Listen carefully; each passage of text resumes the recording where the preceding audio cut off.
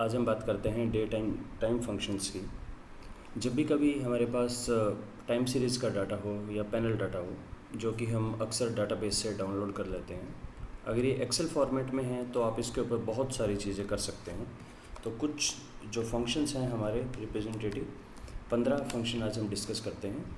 Day, month, year, hour, minute, second, date, now, network days, work days, E date, week num, datedif. देखने में काफ़ी ज़्यादा लग रहे हैं पर इतने लंबे हैं नहीं। तो हम शुरू करते हैं नाउ से। अगर मैं फंक्शन लिखता हूँ नाउ, तो नाउ एक ऐसा फंक्शन है जिसमें 0 आर्ग्यूमेंट होता है, इसमें कोई आर्ग्यूमेंट नहीं है नाउ। तो इससे करंट डेट और टाइम आ जाएगा। तो अभी की डेट आज 30 अगस्त और 10:57। तो ये है हमारा नाउ फंक्शन।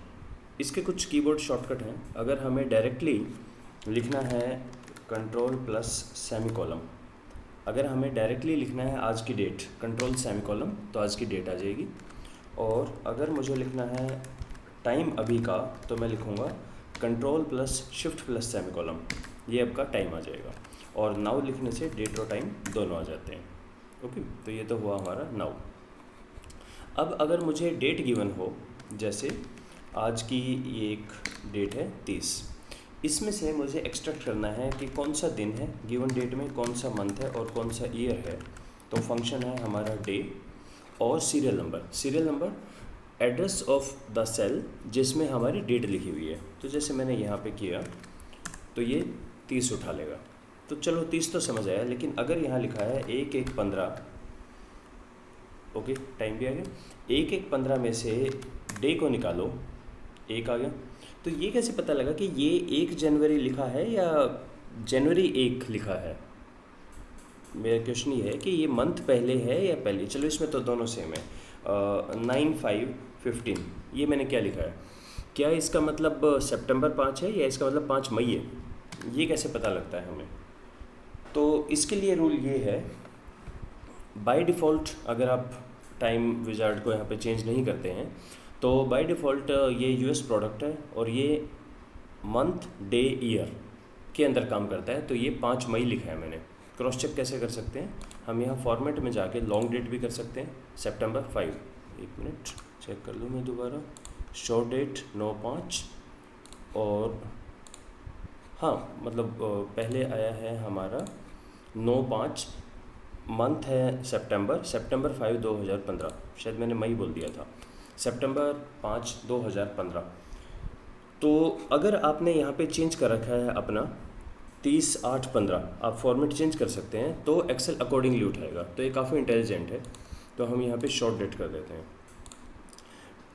तो गिवन डेट में से यहाँ से इसने 5 उठा लिया, इसका मतलब इसने रिकॉग्नाइज किया कि ये डेट 5 है। इसमें मंथ का formula equal to MON month, serial number ये वाला और control D, right. Year is equal to year, ये वाला ईयर, कंट्रोल D। 2015 की हैं सारी dates.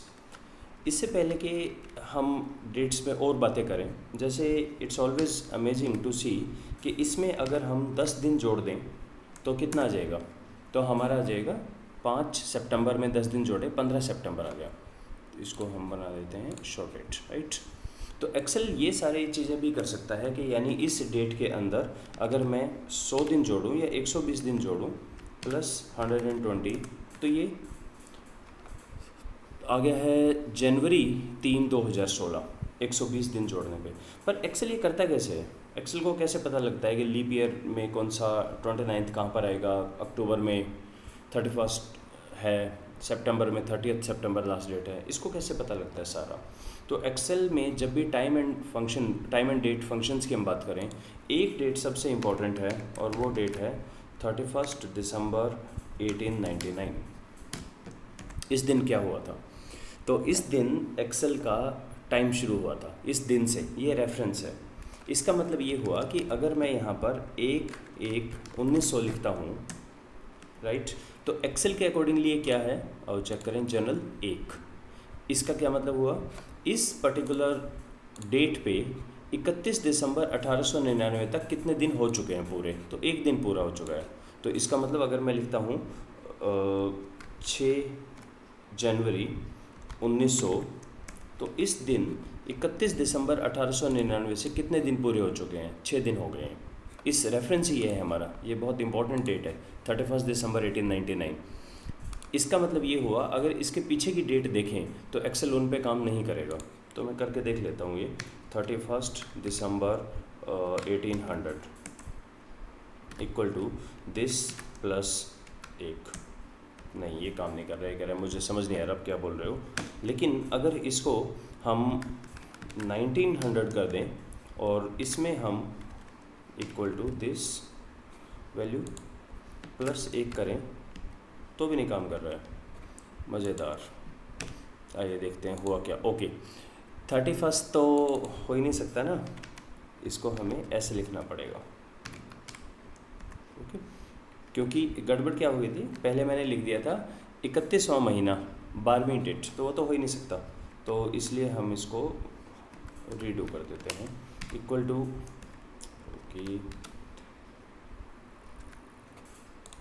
Okay equal to this date plus 1, तो ये आ गया 1/1/1901 और शायद स्क्रॉल लॉक होना। और अगर हम करते हैं 12/31/1800 और इसके अंदर प्लस 1 करते हैं तो ये कह रहे हैं नहीं काम करेगा। आप करके देखिएगा। इस डेट के रेफरेंस इसके बाद ही कैलेंडर एक्सेल का काम करता है। तो इसका मतलब अगर मैं कोई भी डेट लिखता हूँ, जैसे मैंने लिखा 1/1/2015 से लेके आज की जो डेट है कितने दिन पूरे हो चुके हैं यहाँ पे, equal to this minus this. तो इसने कहा ओके, इसको भी इसने डेट दे दिया। तो अगर हम इन तीनों को नंबर लेके चलें तो इसने कहा 1/1/2015 का मतलब 31 दिसंबर 1899 से इस डेट तक 42,005 दिन पूरे हो चुके हैं और आज तक 42,246 यानी 241 दिन का डिफरेंस आ गया है। तो ये हमारी दो डेट हैं और दो डेट के बीच का हम डिफरेंस यहाँ पर निकाल सकते हैं, राइट। तो अब ये कहाँ पर यूज होते हैं? तो देखिए, एक ये कंपनी का टेस्ट था ये, based on the data provided below find out how many people are born in the month of January. इसमें से जनवरी मंथ में कितने पैदा हुए, और काफ़ी लोग हैं, तो आपको ये भी बताना है जनवरी मंथ में कितने लोग पैदा हुए हैं। तो अगर ये आपको आता है तो just it will take a month, इसमें से मंथ को एक्सट्रैक्ट करें, ये 12वें मंथ में पैदा हुआ और ये सबके मंथ आ गए, और नीचे हम काउंट इफ वगैरह लगा सकते हैं, ये हम बाद में करते हैं। पर अभी हमने किया डे मंथ ईयर। इसी तरह से अगर मुझे टाइम दे रखा है, ये टाइम है, इसमें से एक्सट्रैक्ट करना है आवर, मिनट और सेकंड, तो हमारा बिल्कुल वैसा ही फंक्शन है आवर के लिए। ओके, जब भी इस तरह की गड़बड़ आ जाए तो आप प्लीज़ यहाँ चेक कर लिया करें डेट, ये मैंने फाइल में ही कुछ कर रखा है शायद, इक्वल टू मिनट, मिन होता है मिनिमम नंबर के लिए मिनट, इसकी मिनट, और सेकंड के लिए सेकंड। आप एक चीज़ देख रहे हैं, मैं यहाँ पे ये बंद भी नहीं कर रहा, ब्रैकेट यहाँ पे बंद की जानी चाहिए, फिर छोड़ो एक्सेल खुद कर लेगा। तो ये हमारा होगा आवर मिनट सेकंड निकालना। So day month year hour minute second. Now what is the date? Date का मतलब होता है अगर मुझे ये तीन चीज़ गिवन है 30/8/2015 और इसमें मुझे कुछ भी इसको डेट फॉर्मेट में लिखना है, तो मैं लिखूँगा डेट, 3 आर्ग्यूमेंट है, ईयर ये वाला ईयर है, मंथ ये वाला मंथ है, और डे ये वाला डे है, 30/8/2015। तो क्वेश्चन ये उठा कि ये किस तरह का फंक्शन हुआ। अगर मुझे पता है 30/8/2015 लिखना है तो मैं डायरेक्टली लिख दूंगा, ये इतने मुश्किल तरीके से क्यों लिखूंगा डेट लिख के। तो एक्चुअली इसका एक रीज़न है, डेट फंक्शन इस काम के लिए नहीं है कि आप इस पे लिखें। अगर मुझे इस डेट में कुछ जोड़ना है तो जब भी मैं प्लस लिखता हूँ, दिस वैल्यू प्लस 10, ये 10 हमेशा डे में जुड़ेगा। तो देखिए ये 30 अगस्त से 10 दिन जोड़े तो 9 सितंबर आ गया, तो ये हमेशा डे में जोड़ेगा। How about adding something into the month? अगर मुझे 4 मंथ जोड़ने हैं, इसमें 3 साल जोड़ने हैं, वो कैसे करें? या तो 4 मंथ का मतलब है 4 × 30 120 दिन जोड़े, पर उसमें भी कभी 30 कभी 31। तो एक्चुअली यहाँ पे हमें हेल्प करता है डेट, मंथ, दिस, 3 साल जोड़ने हैं इसमें, +3 समझे आप? जो भी अगर आपके यहाँ पे किसी सेल में एंटर है तो डेट से हम उसको मैनिपुलेट कर सकते हैं, कम ज़्यादा कर सकते हैं। यानी मैं पूछना चाह रहा हूँ कि 1 साल 2 महीने 3 दिन बाद कौन सी डेट होगी। ओके, तो ये हो गया ईयर 1 साल, ये वाले मंथ में 2 जोड़े और डेट में 3 जोड़े, तो ये नवंबर 2016 होगी। And you can be sure of कि वो 2016 में फेब में 29 डेज आएंगे, ये उसको ध्यान रखेगा उस चीज़ को। तो कभी भी हमें गिवन डाटा के ऊपर मंथ के अंदर कुछ काम करना है, ईयर्स में काम करना है, तो हम यूज करते हैं डेट। अब 2 चीज़ें हैं, देखिए, अगर आपको डेट में जोड़ना है तो सिंपल प्लस लिख दें, वो हमेशा डे में जोड़ेगा। गिवन डेट में अगर मैं प्लस करता हूँ हमेशा डे में जोड़ेगा। और अगर सिर्फ मंथ में जोड़ना हो तो हमारे पास है ई डेट। ई डेट का क्या मतलब हुआ, डेट बताइए, ये वाली डेट, और कितने मंथ, 6 मंथ, तो ये आ गया है 29 Feb 2016। अगर इसमें 6 दिन जोड़ेंगे आज के बाद, 6 महीने जोड़ेंगे तो 29 Feb आ जाएगी। तो इसका मतलब ये हुआ, अगर हम सिर्फ मंथ के ऊपर काम करना है तो हम करेंगे ई डेट। अगर हमें सिंपली डे में जोड़ना है तो हम करेंगे दिस सेल प्लस 10 और 15 वटेवर जो भी जोड़ना है। और अगर हमें ईयर के अंदर करना है या तीनों में करना है तब हम यूज कर सकते हैं डेट। सो डेट अलग और ई डेट अलग, 2 अलग अलग चीज़ें, नाउ भी कर लिया। अब हम अगला काम करते हैं, तो हमारे हो गए हैं day, month, year, hour, minute, second. ये तो बड़े सिंपल है और इन सब का एक ही आर्ग्यूमेंट है, सेल का एड्रेस। डेट में 3 आर्ग्यूमेंट होते हैं, year, month, day, YMD। Now कोई आर्ग्यूमेंट नहीं होता, इक्वल टू नाउ लिखें, आज का डेट और टाइम दे देगा। नेटवर्क डेज, नेटवर्क डेज क्या है, ऑफिस में मान लीजिए हमारे पास कुछ कॉन्ट्रेक्चुअल स्टाफ है और हमें पर मंथ की उनकी सैलरी बनानी है। तो जैसे हमें बनाना है अगस्त 1 2015 से लेके अगस्त 31 2015 तक कितने वर्किंग डे आ गए हैं। तो पहले तो इसको आप अपने कैलेंडर पे चेक कर लें, 1 अगस्त से 31 अगस्त तक कितने वर्किंग डे आ गए हैं, एक्सेप्ट सैटरडे संडे, राइट। तो उसको हम यहाँ लगा सकते हैं नेट वर्क डेज। इसके 3 आर्ग्यूमेंट है, स्टार्ट डेट, एंड डेट और हॉलीडे। पहले हम 2 से काम करते हैं, स्टार्ट डेट ये है, एंड डेट ये है। इसका मतलब हुआ, इसको पढ़ेंगे नेट वर्क डेज। नेट का मतलब एक्सेप्ट वीकेंड, सैटरडे संडे छुट्टी मानी जाएगी। तो हमारे 21 वर्किंग डेज हैं, 1 अगस्त से 31 अगस्त के बीच में 21 वर्किंग डेज हैं। अब मान लीजिए इसमें हमने कुछ अपने अलग अलग दिया है कि 15 अगस्त की हमारी छुट्टी होती है, 8/15/2015, ठीक है। और इसके अलावा 15 का आई होप सैटरडे था, तो हम मान के चलते हैं कि हमारी 19th की भी छुट्टी है किसी वजह से। तो हमारे यहाँ पर अब देखिए, पहले तो मैं चेक करता हूँ कि एक्सेल को पता लगेगा कि 15 अगस्त को सैटरडे था। तो इसका सिंटेक्स है लिखने का, start date, end date and third is holidays, जो कि आपने एरे में देनी है, यानी जितने भी हों आप अलग से लिख के यहाँ दे दें। सो अब जब मैंने प्रेस किया तो सिर्फ एक 19 का दिन कम हुआ, 15 का क्योंकि ऑलरेडी सैटरडे है इसलिए वो कम नहीं हुआ। तो अगर मैं इसको हटा देता हूँ तो फिर भी ये 21 ही रहेगा, क्योंकि इसने कहा कि या तो आप उसको सैटरडे कंसिडर कर लें या आप अपनी हॉलीडेज़ में कंसिडर कर लें। तो हॉलीडेज़ यहाँ लिख देंगे, स्टार्ट डेट यहाँ, एंड डेट यहाँ, और हमारा फंक्शन हो गया net work days, start, and और आपका कोई भी छुट्टी। तो हमने कहा चलो लेट से कि हमारी 20 अगस्त की छुट्टी है, तो 20 अगस्त 2015, और लेट से कल की भी छुट्टी है 31 अगस्त 2015। ओके, तो इन दैट केस हम यहाँ पे इसको मॉडिफाई कर देते हैं F10। तो इसने कहा टोटल 19 वर्किंग डेज हो जाएंगे। ओके, तो ये हुआ नेट वर्क डेज। इसमें एक प्रॉब्लम है, नेट वर्क डेज जो हमारा काम कर रहा है ये काम कर रहा है सिर्फ वीकेंड को मान रहा है, सैटरडे एंड संडे।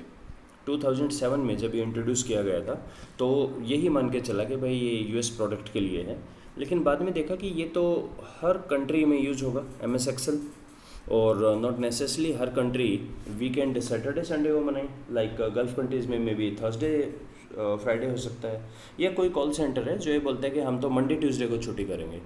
तो इसका जो 2010 में ये जो फंक्शन है उसका नाम है, ये भी तो है ही, और network days dot INTL international वो भी है।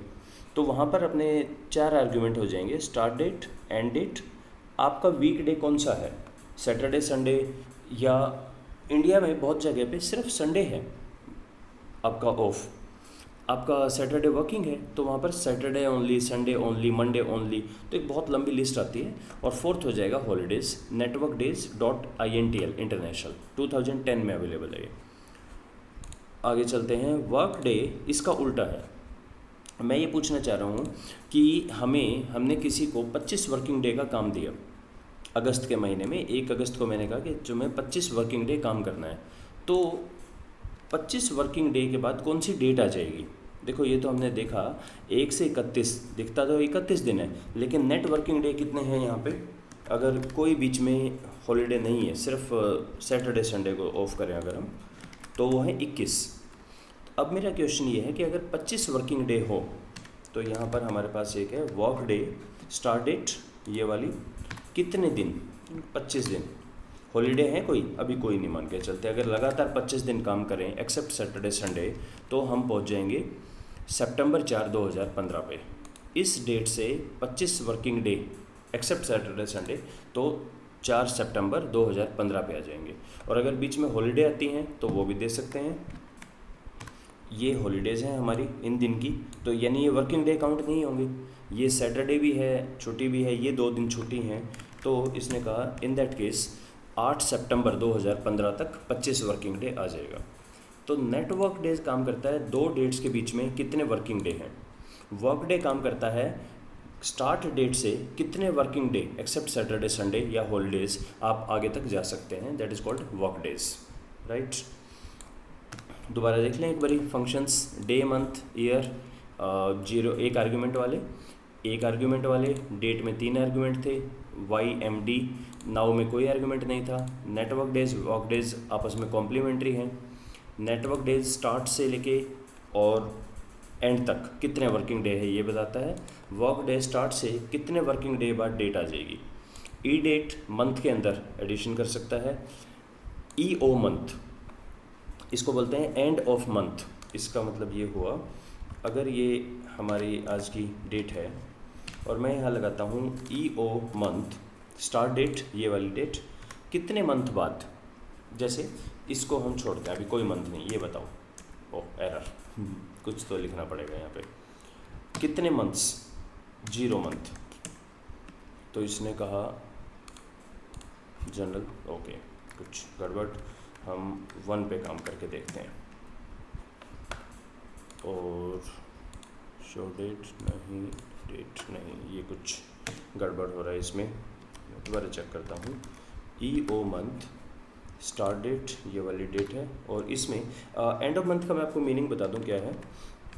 एंड ऑफ मंथ हमें देता है जो भी हम महीना देंगे उससे कितने महीने आगे कितने महीने बाद में कौन सी लास्ट डेट आएगी, लास्ट डे मंथ का, ये बताता है एंड ऑफ मंथ। तो जैसे मैं यहाँ एक अलग लिखता हूँ, 1/1/15 डेट और 5, ओके। यहाँ पे मुझे ना फॉर्म एरर लग रही है मेरे शायद फॉर्मेट की, एक बार इसको जनरल बना के चलता हूँ। ये एक्चुअली फॉर्मेटिंग का हमें खास ध्यान रखना चाहिए। Equal to EO month this 1 42,000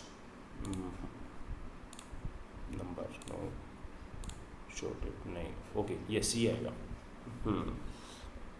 meaning क्या है, डेट करना चाहिए था, वो जनरल हो रहा था। मीनिंग क्या हुआ इसका, ये जो मंथ है इससे अगले मंथ की लास्ट डेट कौन सी है।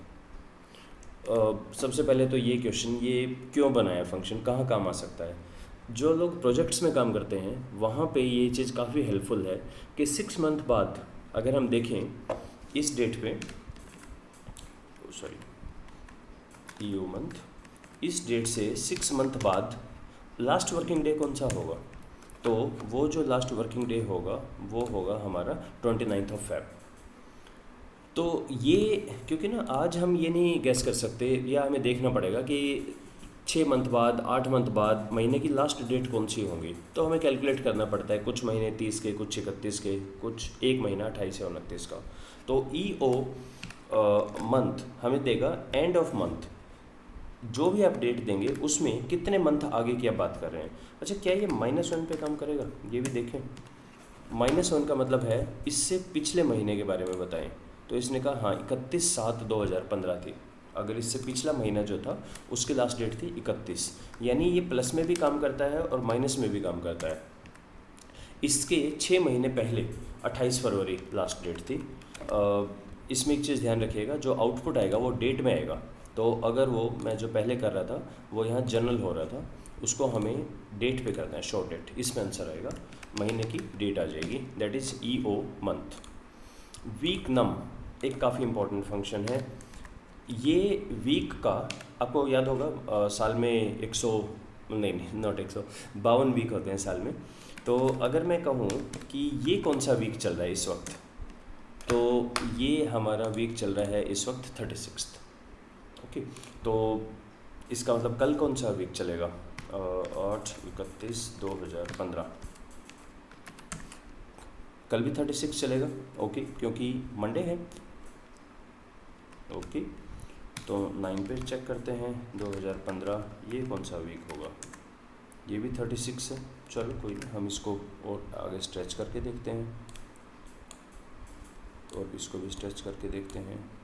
36th वीक ही चल रहा है। ओके, तो एक्चुअली हमें वही कैलेंडर से एक बार चेक करें तो ज़्यादा बेटर है हमारे पास।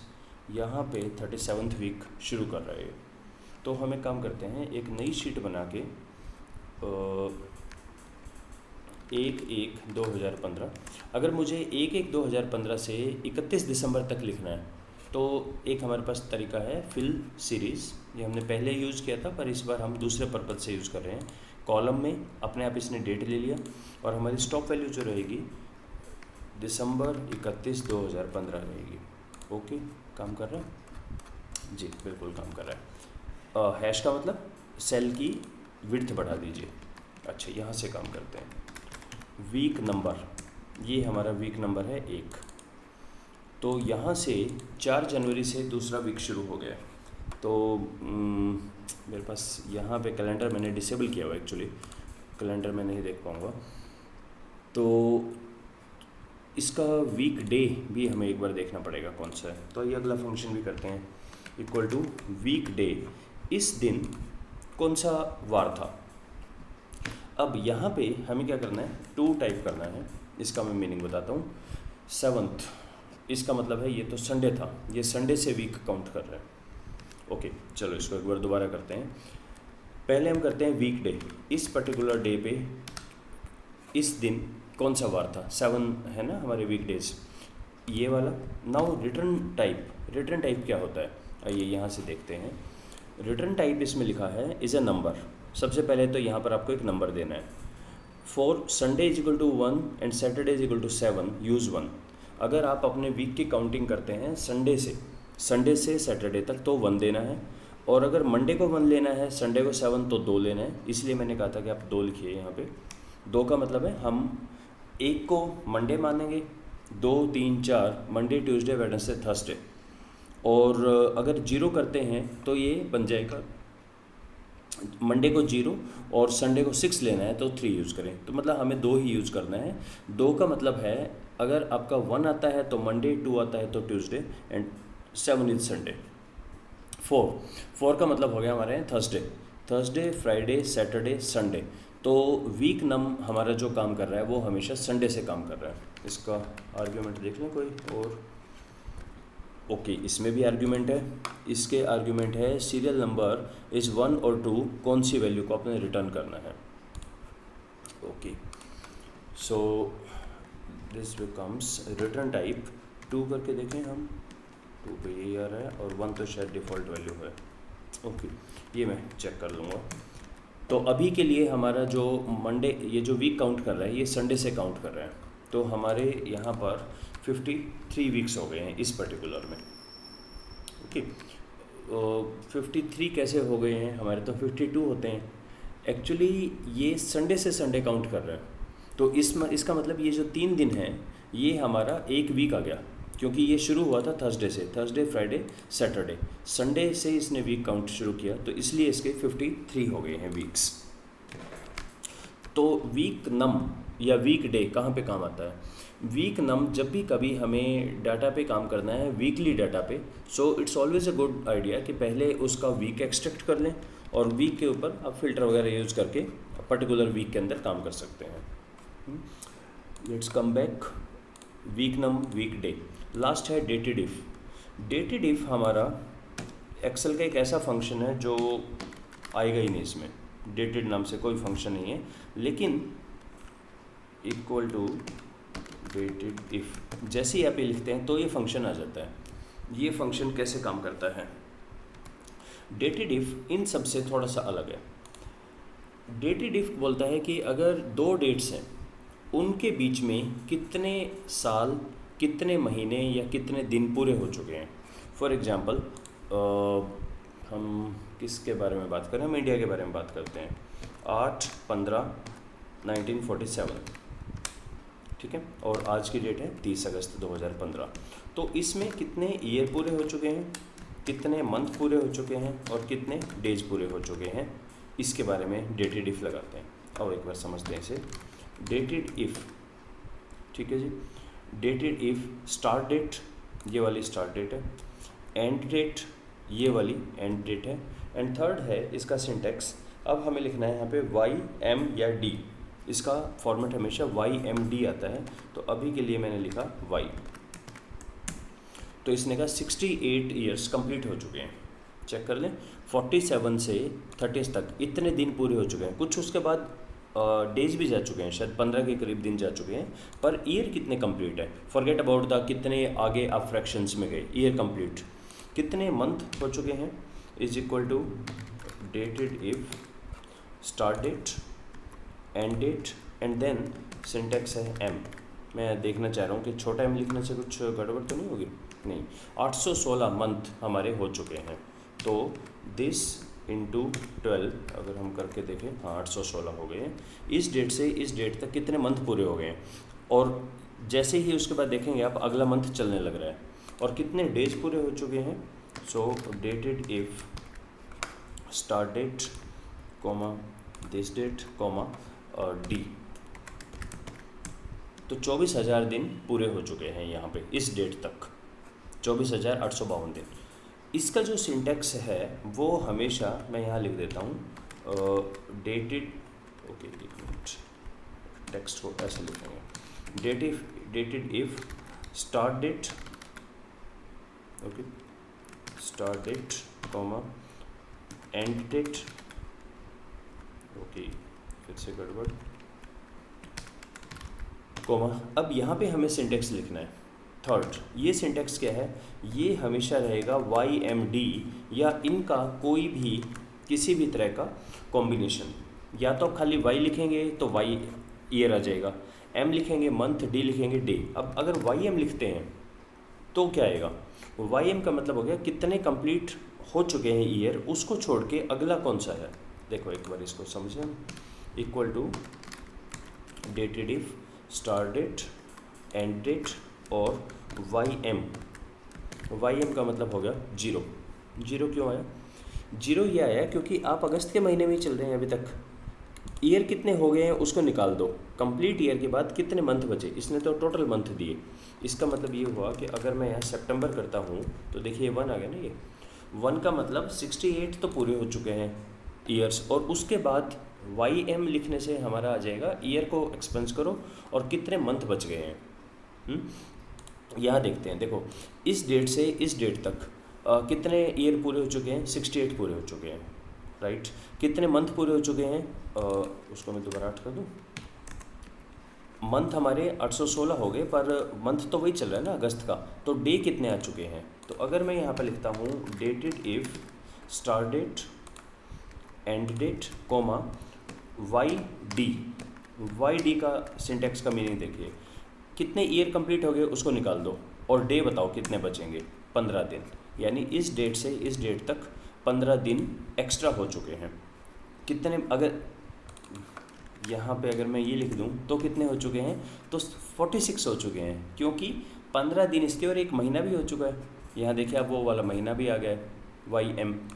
और अगर मैं कहूँ YMD पूरा लिखता हूँ तो एरर आ गया। एरर क्यों आया? YMD अगर मैं MD लिखता हूँ तो आ गया है 15। कितने मंथ जितने हो गए उनको निकाल दो, यानी ये मुझे लिख देना चाहिए यहाँ पे कैसे। एक है Y, एक है M, एक है D, 3, फिर यहाँ पर है YM, फिर है हमारा YD और एक है हमारा MD, राइट। ये रहेगा सिंटैक्स हमेशा YMD में। अब जब भी लिखें YM लिख सकते हैं, YD लिख सकते हैं, MD लिख सकते हैं। और कोई रह गया हमारा YMD, ठीक है। और कोई YD भी हो चुका, MD, D, ओके, मेरे ख्याल से 7 ही हैं। इनका जब भी आप कॉम्बिनेशन लिखें, आप ये देखिए आपको YMD में लिखना पड़ेगा, चाहे सिंगल लिखें चाहे 2 को लिखें YM लिखेंगे, MY नहीं काम करेगा, YD, DY काम नहीं करेगा। तो Y का मतलब है टोटल ईयर्स दे दीजिए, forget about the month and the days. M का मतलब है सिर्फ complete month, forget about the days. D का मतलब है total number of complete days. YM का मतलब है ईयर्स को निकाल दो और कितने मंथ बचे, ये मैंने किया है YM। YD का मतलब है कितने ईयर डे करें, इसमें YD काम नहीं किया था क्या? YD 46 हो चुके हैं, क्योंकि सितंबर से अगस्त तक 1 साल पूरा हुआ। 15 अगस्त से 15 सितंबर तक एक मंथ भी पूरा हो गया। और अगर हम डे देखें तो 15 अगस्त से 30 सितंबर तक 46 डेज हो गए हैं। MD कितने मंथ और कितने डे पूरे हो चुके हैं, तो अगर मैं MD करता हूँ यहाँ पे तो हमारा आ जाता है 15, यानी मंथ को भी एक्सपेंस करो। और YMD क्या करेगा, तो यहाँ पे YMD करके देखें, ओके YMD अभी नहीं काम कर रहा है, इसको मैं चेक कर लूँगा YMD में क्या है। तो ये हो गया हमारा डेटेड इफ, 2 डेट्स के बीच में अगर आपको लंबा करना है कैलकुलेशंस। तो नेटवर्क डेज और डेटेड इफ में क्या फंक्शन है? नेटवर्क डेज सिर्फ वर्किंग डे के बारे में निकालता है और इसमें सैटरडे संडे या जो भी वीकेंड आप देंगे वो ऑफ होता है। डेटेड इफ सारे दे देता है, तो प्रोजेक्ट्स के अंदर ये चीज़ काफ़ी ज़्यादा यूज होती है। तो अब जैसे ये डाटा है, इस नंबर 1 तो एक्सेल ये बोलता है कि हमेशा ऊपर आप अपना कुछ हेडिंग लिखा करें। तो डेट पे और हम क्या कर सकते हैं, अगर मेरे पास डेली का ये डाटा है, ईयर का डाटा है, डेली डाटा, तो इसमें मुझे सिर्फ देखना है लेट से जुलाई का डाटा। तो हम कैसे करें, इन फंक्शंस के अलावा और भी चीज़ें हमारे पास यहाँ पे 16th पे हमारे पास है फ़िल्टर ऑन टाइम, और 17th है हमारे पास पाइवोट ऑन टाइम। ये 2 भी इम्पोर्टेंट चीज़ें हैं, आओ इसको भी देख लेते हैं। तो अभी हमने यहाँ किया फ़िल्टर में ये हमारे पास आ गया ईयर, और ईयर का कौन सा मंथ।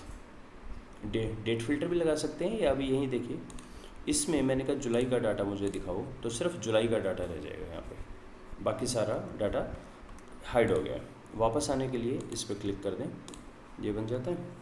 और अगर मुझे क्वार्टर का डाटा देखना है, फर्स्ट क्वार्टर का, तो फ़िल्टर, और यहाँ देखिए इक्वल टू बिफोर आफ्टर, आप अपना एल्गोरिथम दे सकते हैं कब से कब तक का डाटा।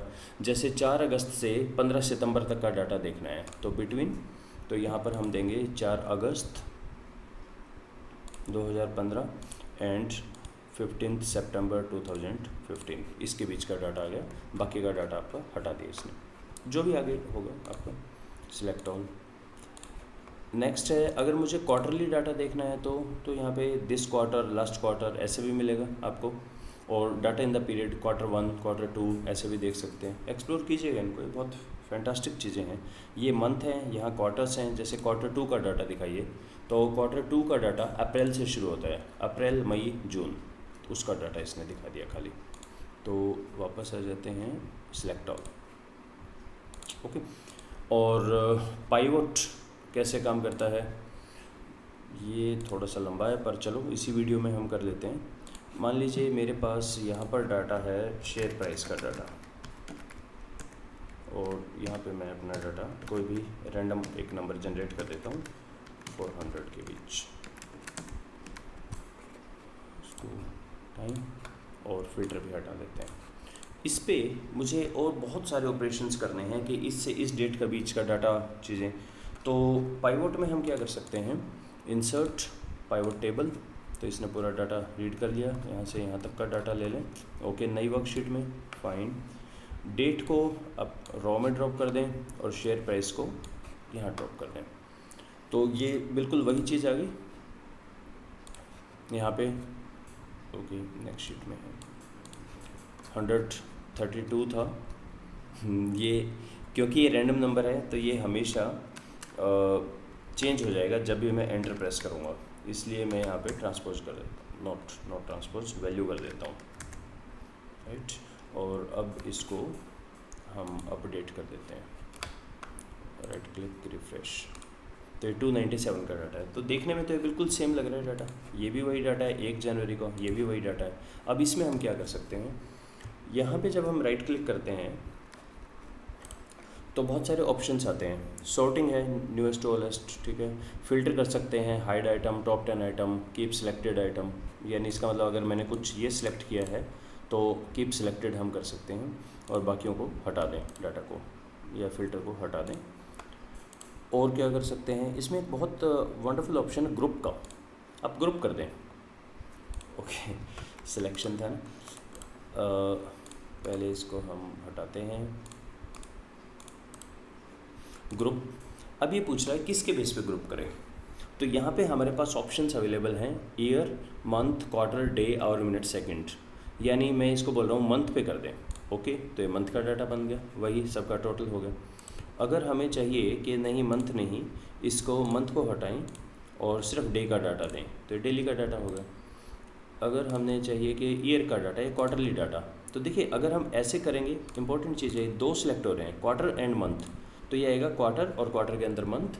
अगर सिर्फ क्वार्टर चाहिए तो मंथ को हटा दीजिए यहाँ से, तो ये हमारा आ गया क्वार्टरली डाटा आ गया। तो अगर आपको ये चीज़ आती है तो आप ईयरली डाटा के साथ फैंटास्टिक काम कर सकते हैं बहुत तेज़ी से। ये चीज़ यहाँ पे अवेलेबल नहीं है शीट 1 में जो हमने किया था ना, इसमें थोड़ा सा उसी में काफ़ी परेशानियाँ होंगी। पाइवोट के अंदर तो और जितने ऑप्शंस हैं वो सब कर सकते हैं हम, तो अनग्रुप कर देंगे तो डेली का डाटा आ जाता है। फिर हमें और ऑपरेशन करने इससे इसके बीच में, वो भी किए जा सकते हैं इसमें।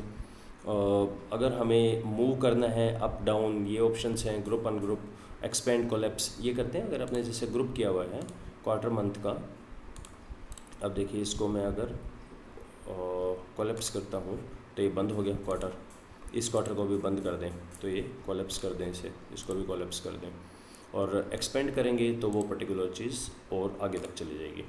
तो ये सारे हमारे ऑप्शंस अवेलेबल हैं पाइवोट के अंदर, जो हम डेट और टाइम के रिगार्डिंग ही काम करते हैं। सो आई होप ये काफ़ी लंबा हो गया है, एक बार दोबारा से रिवाइज कर लेते हैं। Day, month, year, given date में से डे, मंथ या ईयर को एक्सट्रैक्ट करते हैं। Hour, minute, second given time में से एक्सट्रैक्ट करते हैं। इन 6 का सब में एक ही आर्ग्यूमेंट होता है, सेल एड्रेस। डेट हमारा काम करता है किसी भी गिवन डेट पे अगर हम डे, मंथ, ईयर के अंदर कुछ भी एडिशन डिलीशन करना चाहें। नाउ करंट डेट ने टाइम, तो अभी देख लें कितना टाइम हो गया है वीडियो बनाते हमें। नाउ ओके, ये डेट आ गया, टाइम कहाँ गया इसका, टाइम 11:34 हो गया। ओके,